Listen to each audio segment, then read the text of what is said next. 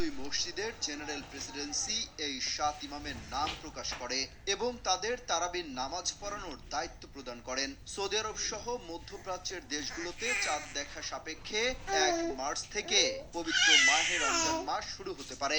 সৌদিতে এরই মধ্যে শাবান মাস শুরু হয়েছে, যার 29তম দিন হবে 28 ফেব্রুয়ারি।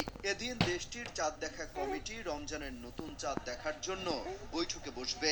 যদি চাঁদ দেখা যায় তবে পরদিন শনিবার রমজান মাস শুরু হবে, অন্যথায় রোববার থেকে রমজান মাস গণনা শুরু হবে। রমজান মাসে এশার নামাজের পর তারাবির নামাজ আদায় করা হয়। এটি একটি সুন্নত নামাজ।